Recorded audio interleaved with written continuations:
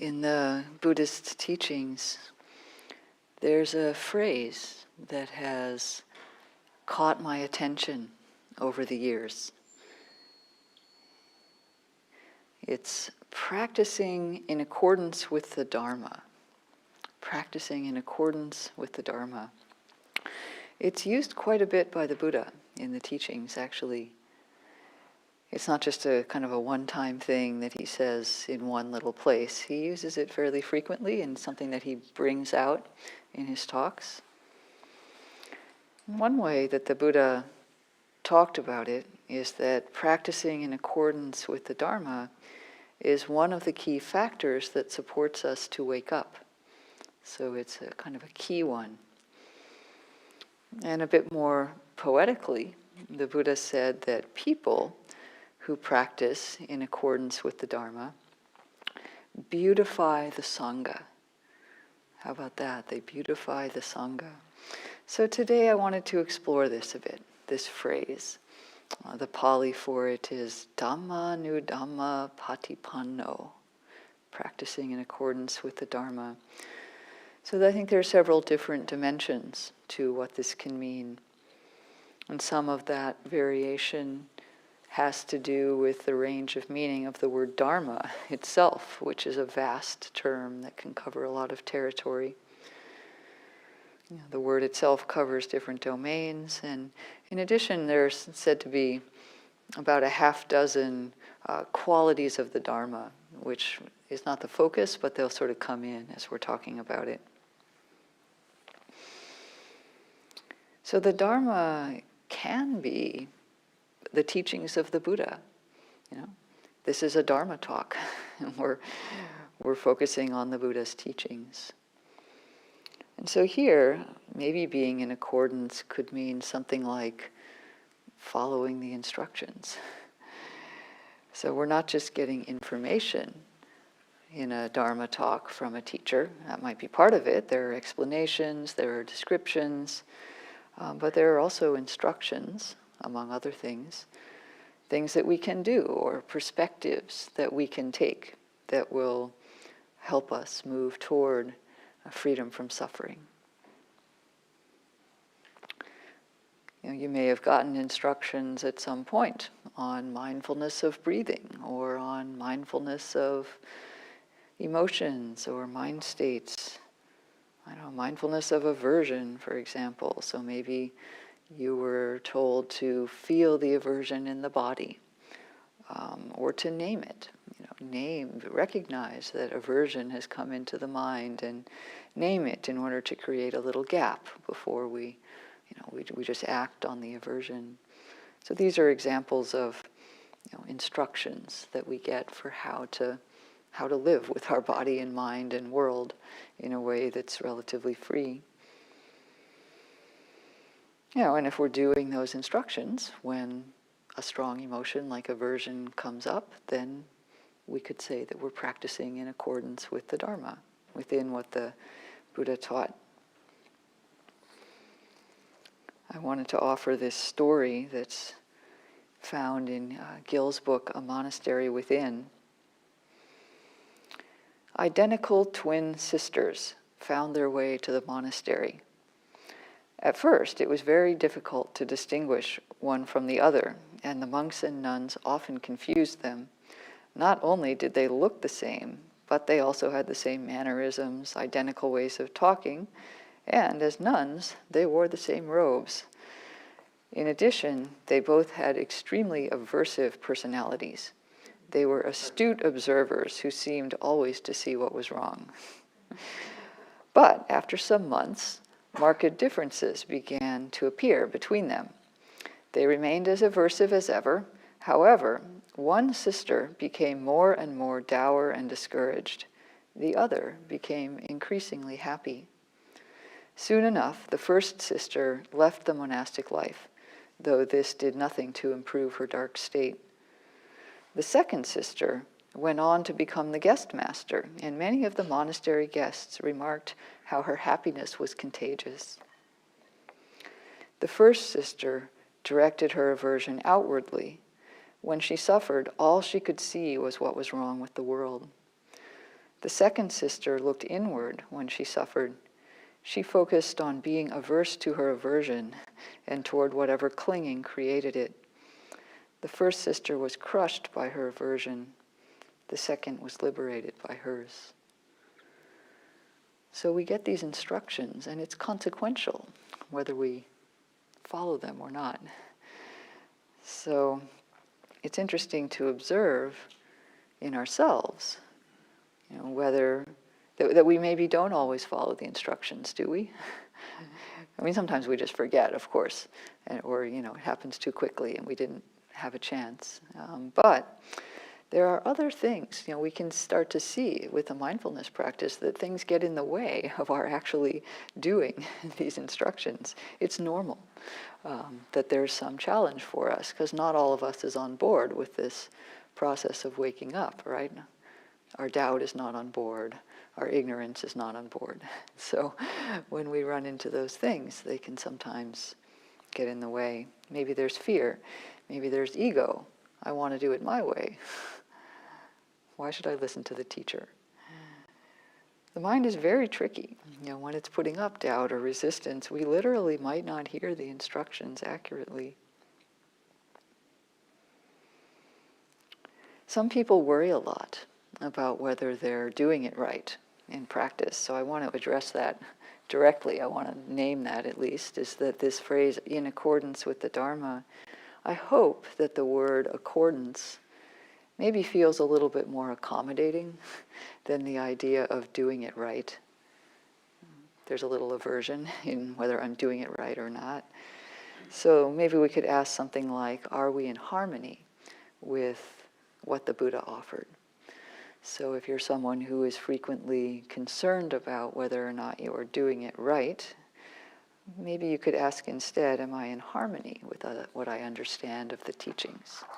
That might soften it a little bit. So thinking about these two sisters, who were both aversive, but one learned how to work within that and find freedom and the other did not. Maybe one criterion for knowing if our practice is in accordance is, are unwholesome states decreasing and wholesome states increasing, or the reverse?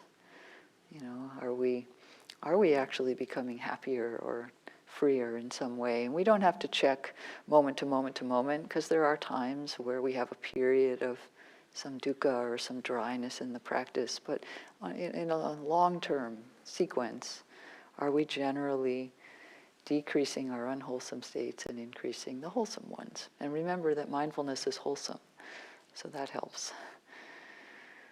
But of course, there's more to the teachings of the Buddha than just meditation instructions. So we should look beyond that also. More broadly, being in accordance with the teachings maybe would be being on the path.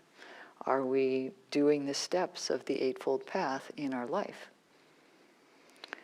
So if we're, for example, if we're only doing meditation, that's our thing, we meditate, but we're not paying any attention to ethics or wisdom in our life, it might be hard to get fully in tune. That would be like tuning one string of our guitar to a tuning fork. We've got that one string in tune, but we didn't check any of the other strings. How is that going to be when we try to play the guitar?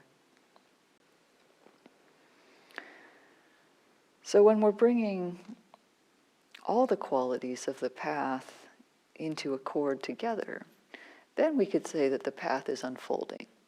Sometimes we're working more on one than another, and there can be periods of focus, but generally we would want to be working on all of the aspects of our life broadly together so that they can all harmonize and unfold together. One of the qualities of the Dharma, I said I would sometimes bring in the classical qualities of the Dharma. One of them is that it is onward leading, opanayiko. So it means that we don't get stuck forever. We can't be stuck forever if we're in accord with the Dharma. Maybe I should name the steps of the path, just in case someone is not familiar. They're I use this word right, but it's not really right. It's, let's say, appropriate or complete or wise. So, appropriate view, appropriate intention, appropriate speech, appropriate action, appropriate livelihood, appropriate effort, appropriate mindfulness, and appropriate concentration. So all of those factors, you can see that they encompass our view of the world, how we see things, how we see ourselves, how we act, speech, action, livelihood, and also how we train our mind through making some effort, through mindfulness, through collectedness of mind. So there's another teaching where the Buddha talks about how a person understands the path when they are practicing in accordance with the Dharma.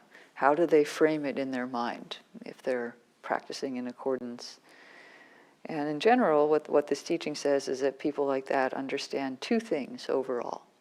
First of all, they understand that thoughts of greed, hatred, and delusion, those are the main problems in the mind. So thoughts of greed, hatred, and delusion are ended by practicing well. That's how they're ended. They're ended by doing practice, and not because of things like material gains or other material circumstances.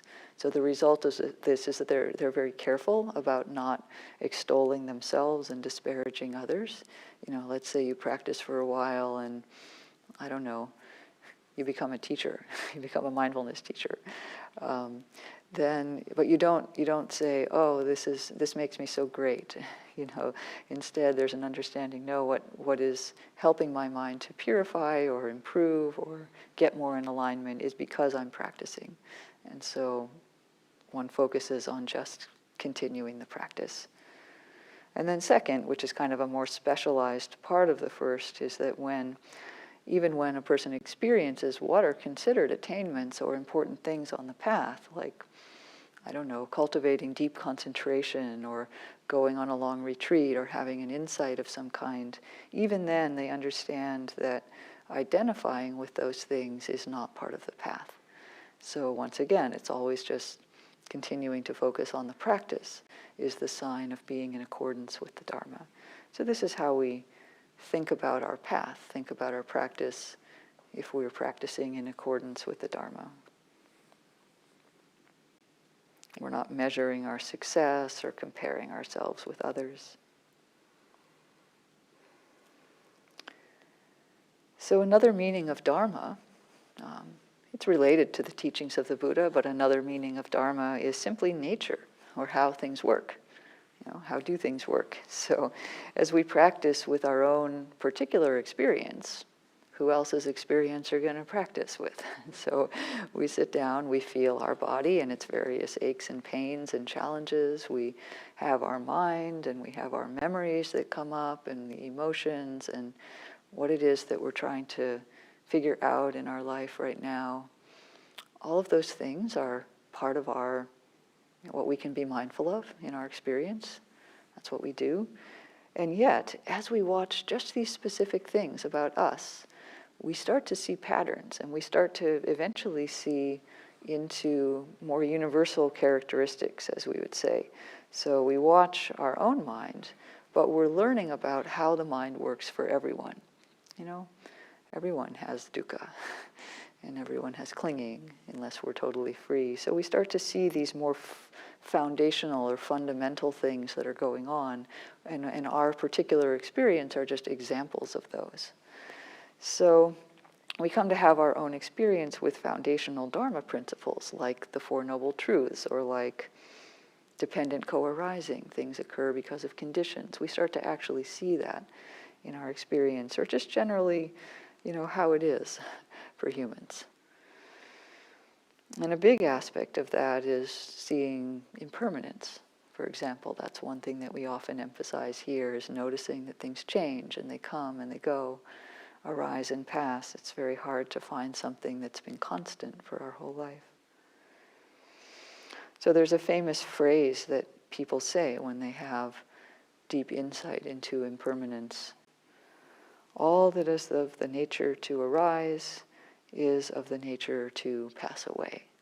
This is kind of an insight that we can have in I name it because in that phrase, nature, all that's of a nature to arise, the word is Dharma.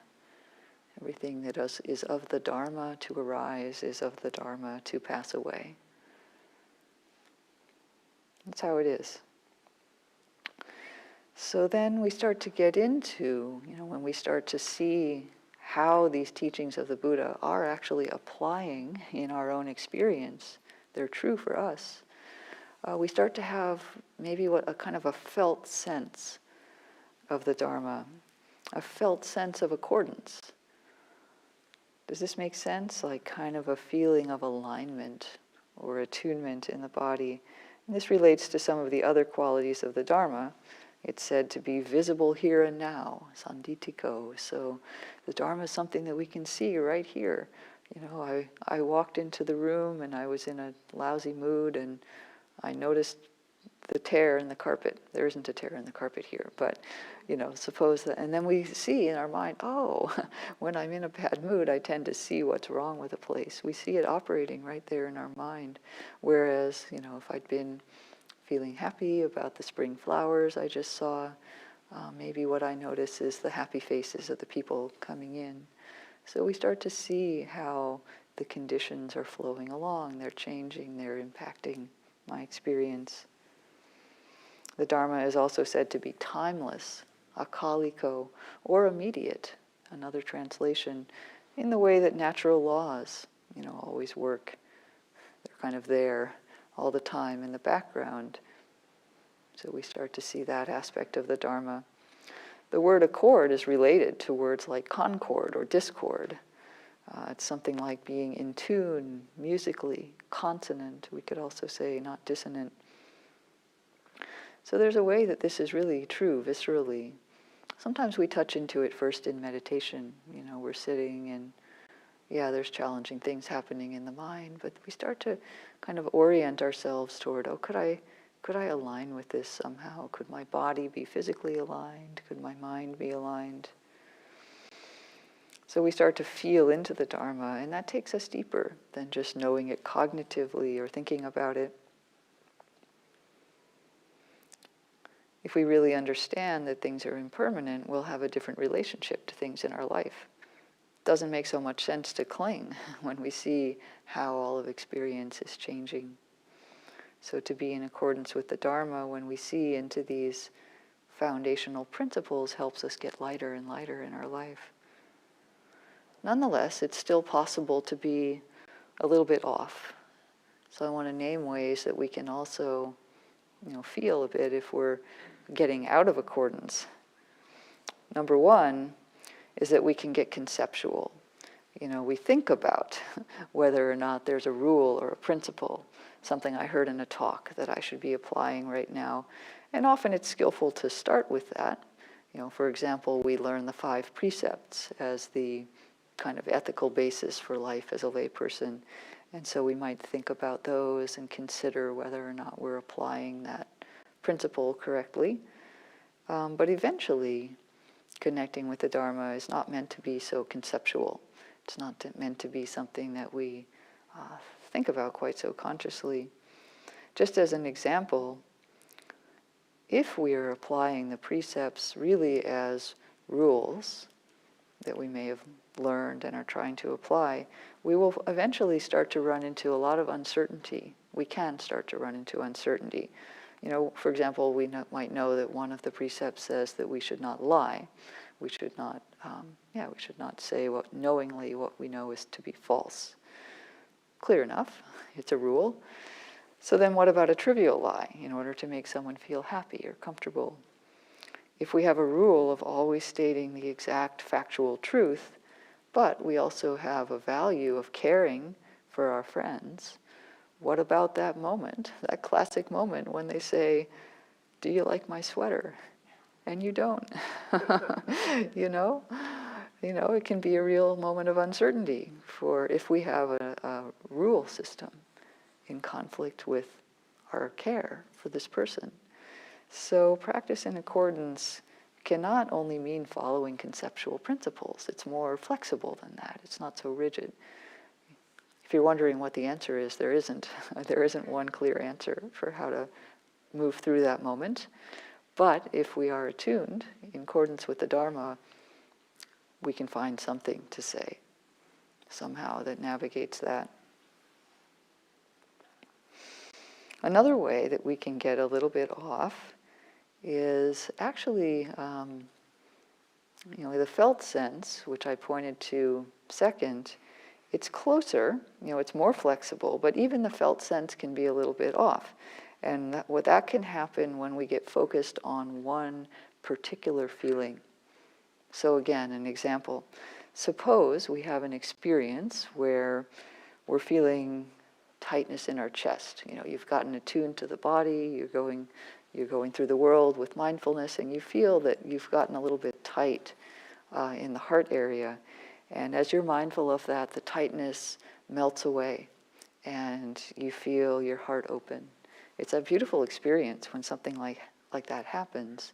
We come into attunement and somehow we open, but then the mind can fix onto that and say, oh, that exact feeling is what it means to be in accordance with the Dharma. That's the feeling of it. It's when my heart melts and feels open. So then, after that, we go through the world. We are continually monitoring the feeling in our chest for tightness, and if there's any tightness, we try to make it relax. Right? So I'm hamming it up a little bit, but I've done patterns like this, where I had a certain experience, and then I felt like, oh, that's it. Now I've got it. And so then there can be a subtle trying to make that happen again, or believing that that's what the Dharma feels like. So it kind of makes sense, but freedom or Dharma is not any one particular feeling. It's not any one particular kind of felt sense. It's not always the same way. And we don't want to get into manufacturing feelings. So we have to be a little bit careful.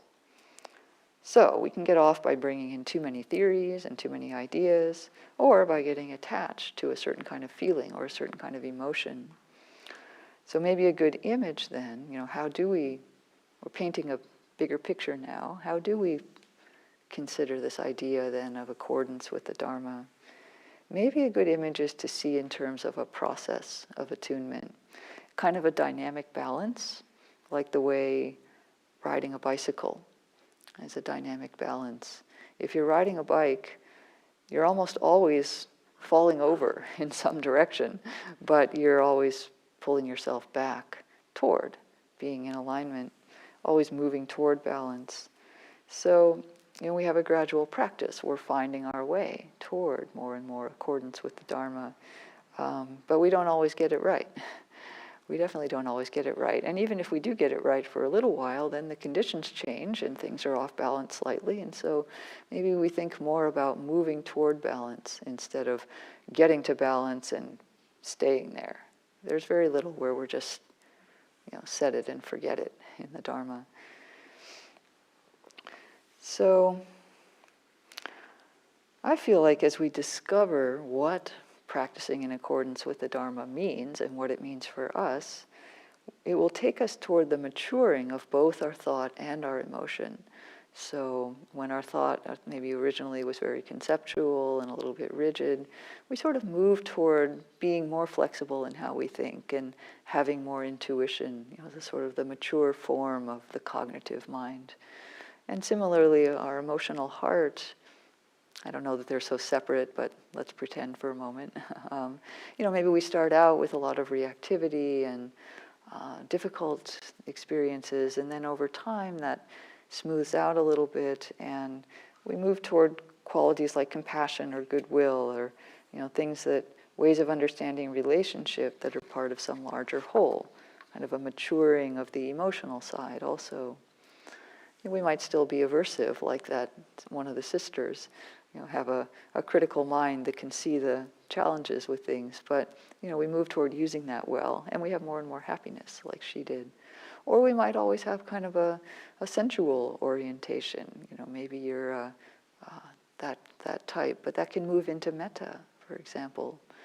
Love, instead of love of sensual things, we move toward universal love that connects beings together. It looks different for different people.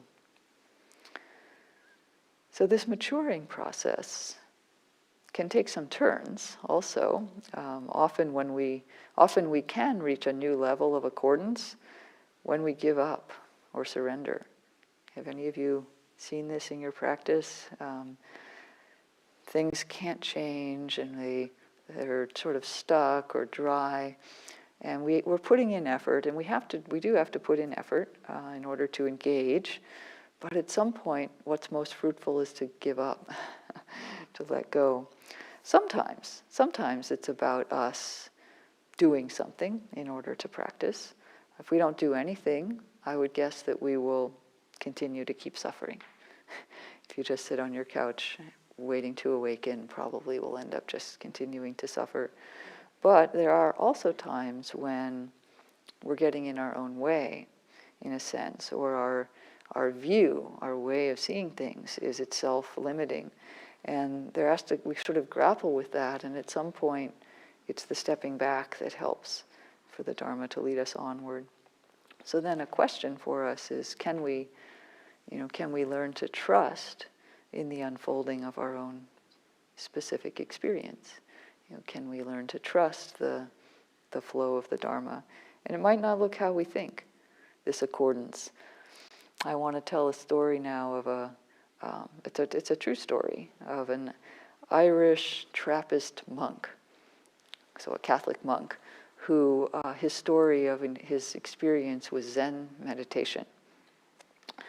So he was, early in his monk life, he was given a book about Zen, and he wasn't very interested in it. Somebody gave it to him and said, "You might find this interesting," and he thought, "I don't think so." And the person further qualified the book by saying, "This is a Spanish translation of an English translation of the German original, and it's a bad translation." So he really wasn't very excited about reading this book, but he did agree to read it, and he did. And he got two things from this book. One was he got instructions for how to sit on a cushion, and which he had never done, right? And he decided to try it because he was often falling asleep when he was sitting in the pew in the church, or wherever he was sitting in the church, he was often falling asleep. So he got a pile of blankets. He didn't have a meditation cushion, so he got a big pile of blankets, and he sat on it, and he figured, if I'm sitting in a position like this with my legs crossed, I'm not going to fall asleep as easily. And then the second thing he got out of the book was it had a koan in it. He didn't know the word koan. He didn't really know what that meant, but it had this question. And the question was, what was your face before you were born? Which is a classic koan from the Zen tradition. And so he had no idea what a koan was or how to work with it. He didn't have any instructions for sitting meditation. He didn't have a teacher. But for some reason, in his heart, he was drawn to engaging with this practice. And so he just did his best to follow the instructions. So his fellow Catholic monastics were teasing him gently about whether he was really Catholic or was he Buddhist. They also asked him to sit somewhere else because it was distracting for them when he sat on his pile of blankets in the church. So he found a little room to sit by himself, and he contemplated this koan about his face before he was born. And after a long time of doing that, making adjustments along the way that felt intuitively right, he really did his best. And he tried, he did make some changes, but eventually he decided that he hadn't seen anything and there was really nothing coming from this practice. And so he was a little bit sorry that he hadn't ever really found a teacher to learn more about it. And he decided to give up. So he stood up, and in his words, "That's when I saw my face before I was born." Later, he met some Zen teachers, and he actually eventually became a Roshi, an authorized Zen teacher, in addition to still remaining a Trappist monk. And he said that all of this drew him much closer to the deepest teachings of Jesus. He really understood how those point toward emptiness. That was his understanding. So this, too, I would say, is practice in accordance with the Dharma. Really bringing himself to it, really living the sincerity of his engagement with this. And maybe you'll agree with me that there's some beauty to this monk's path and how he just kept engaging. So how about us? So when we engage with Dharma practice, which all of us are in some way, even if this is the very first time you came here or the very first time you're tuning in on YouTube, you're here. So in some way you're engaging with the Dharma right now. And so we often will find that we'll run into unfamiliar terms, like practicing in accordance with the Dharma. As I said, this has caught my attention over the years. I didn't know at all what it meant when I first read it the very first time. And I found it to be fruitful to engage over the years and consider in my own practice. What is this? How does it unfold? What does it mean for me now? How do we explore and familiarize ourselves with terms like this? If it feels important or relevant or interesting, I encourage you to engage with terms, even if they seem like you're not sure what they mean. So we've been doing a little bit of that during this talk. I've been kind of exploring different dimensions, trying to create a larger picture. You're welcome to take the ones that make sense to you and leave the ones that don't. So we can also step back a little bit and kind of consider that process itself. What is it that we're doing? So we might engage with a Dharma term by posing a question. That monk had a koan as a question. Some Buddhist traditions have made this into an art form. We don't do that so explicitly, but even less formally, questions are a very good way to engage with the Dharma. So we can pose the question, what does it mean to practice in accordance with the Dharma? But the question might be then, to whom or to what are we posing that question? Are we posing it to our intellect, our linguistic mind? I decided to pose this question to ChatGPT. So I thought it was interesting. I thought I would read you the answer. So I typed in, what does practice in accordance with the Dhamma mean? I think I'll read it in the voice that kind of goes with it. The term Dhamma typically refers to the teachings of the Buddha, which emphasize the development of ethical behavior, mindfulness, and wisdom. Therefore, practice in accordance with the Dhamma means to practice in accordance with the ethical principles, mindfulness, and wisdom taught by the Buddha. In practical terms, this means striving to cultivate wholesome thoughts, speech, and actions while avoiding unwholesome ones. It also means developing mindfulness, or a clear and non-judgmental awareness of one's thoughts, feelings, and surroundings. Lastly, it means cultivating wisdom, or an understanding of the nature of reality and the causes of suffering, as taught in the Buddhist tradition. Overall, practicing in accordance with the Dhamma means making a conscious effort to live in a way that aligns with the teachings of the Buddha, with the goal of reducing suffering and cultivating inner peace and happiness. QED. So in terms of basic information content, I have to admit that this might be a lot of what I've said during this talk. I don't know, do you guys need Dharma teachers anymore? I would probably change a little bit of the language. I saw a few holes in the doctrine there, but it's good information actually. It's pretty good information. But do you think it gets you all the way there? No. What about that Trappist monk who didn't have any of this information?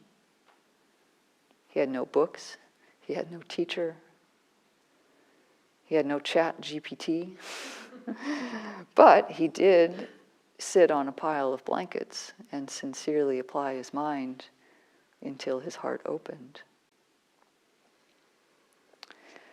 So in exploring a Dharma term, we are not just posing a question to our language-oriented mind. The answer to our question is not a bunch of information. It's not about the language. We're posing the question to our citta, to our heart-mind, or even more broadly, to our whole body-heart-mind system.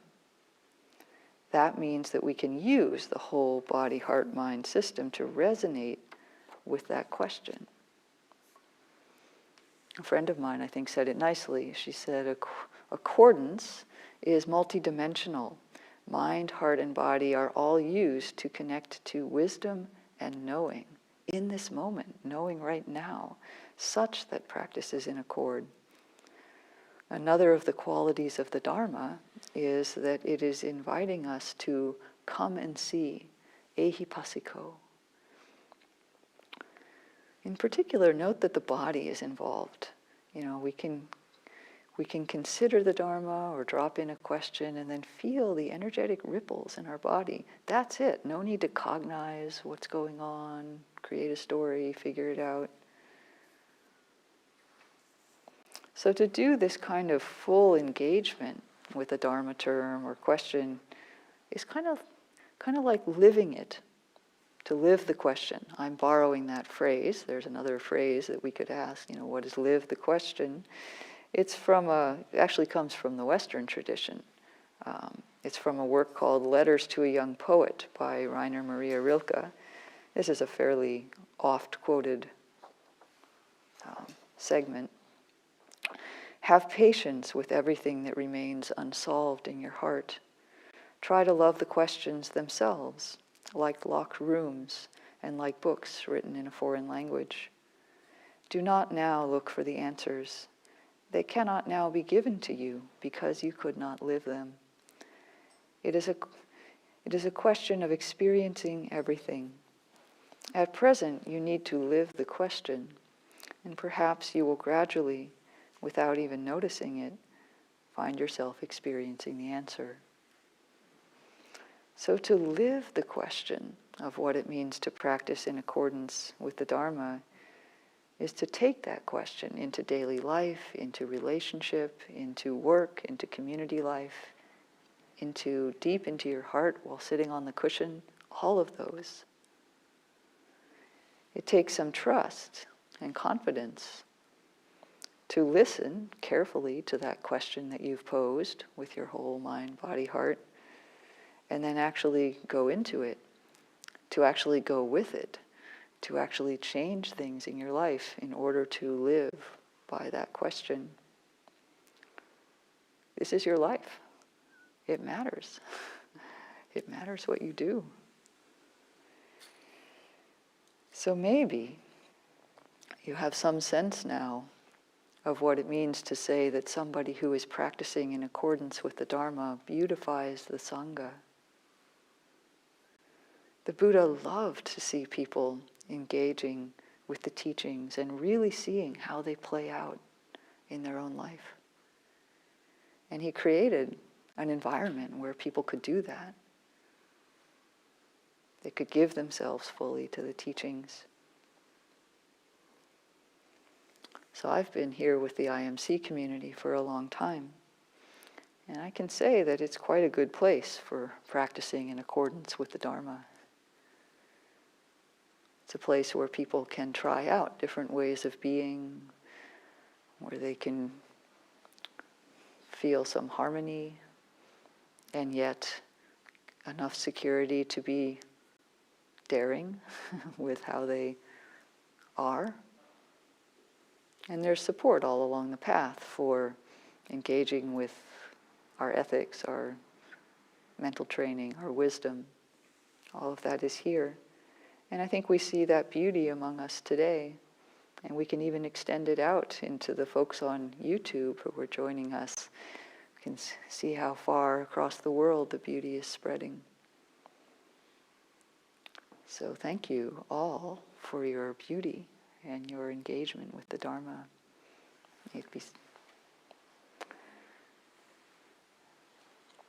So there's a few more minutes. We can, if anybody would like to ask questions or comments.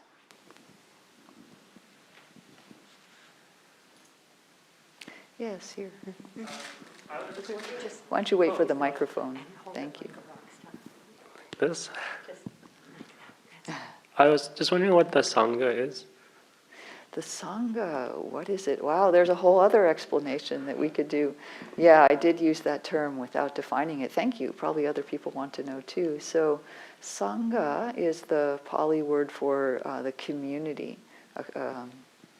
Generally, it refers to the community. In the West, we use it as the community of practitioners. So, like this is the IMC sangha, the IMC community. More traditionally, it refers either to the monastic sangha, people who are ordained, or actually the most generally it refers to people who have some understanding of the Buddhist teachings, so people who have reached some deep insight into it and can serve as guides for others. And maybe one more dimension I'll mention is that the sangha is one of the refuges for us. So Buddha, Dharma, and sangha are the places where we can orient toward in order to support our practice as we're going along the path. But does that help? Yeah.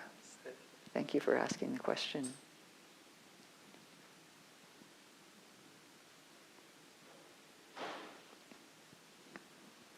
Here's another one.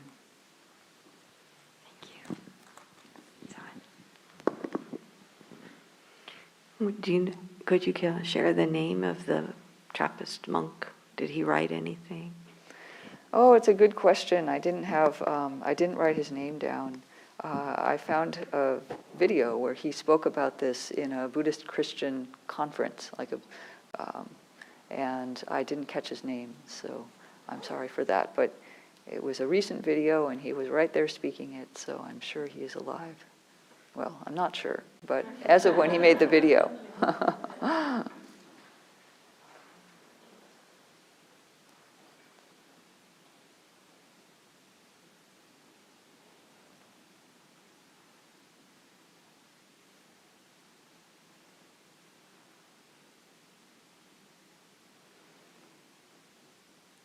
Anything else? One more, yeah.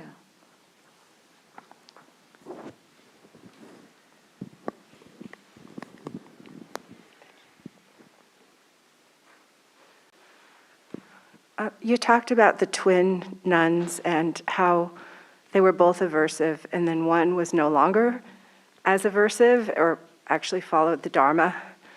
How do you handle or approach friendships and relationships in your life with people who are aversive or become more aversive over time? How do you work with that? That's a good question. So is such a person a practitioner or not? Most likely not. Most likely not. Yeah, we can't always know for sure, huh? So then what we're working with is how it feels for us in relationship with that person. And it can be that we need to be in relationship with this person. We don't have a choice. Is that the case? I have the feeling you're referring to a specific example, but we don't need more details, but is that true? Okay. Yeah. So then we do still have some choice, right? We have our own sense of what's coming up in us in response to observing or experiencing that aversion. Of course, if there's any danger, if the aversion is directed toward you in a harmful way, then there would need to be some care taken for yourself. I just want to state that right up front. But if it's a little bit more of an observational thing, then there are things that we can cultivate to protect ourselves, essentially. So certainly mindfulness, being aware, okay, I'm observing that. We are allowed to observe things externally, internally, and both. But in yourself, probably the first cultivation is equanimity, accepting the reality, okay, this is what's going on for that person. I don't know what's happening inside of them, but accepting it. And then there can be also some connection in that people who are behaving aversively and not apparently aware of it are probably suffering. So an appropriate response for you might also be compassion for them and for you, for the experience that you're having. So there are ways that we can begin to change ourselves in relationship to this energy such that it is less harmful. It's not coming into us and getting stuck. You may need techniques also to allow energy to move through, or you may need to, physically move to a different place when things are happening. You can leave the room, or even, I'm giving a wide range, set a boundary, things like that. But generally we have more options than we think we do. Is this helping? Yes, thank you. Okay. Yeah, and of course if you want to speak sometime with a teacher about more specifics of that, there might be also things that I could say more specifically than in a general setting. Yeah.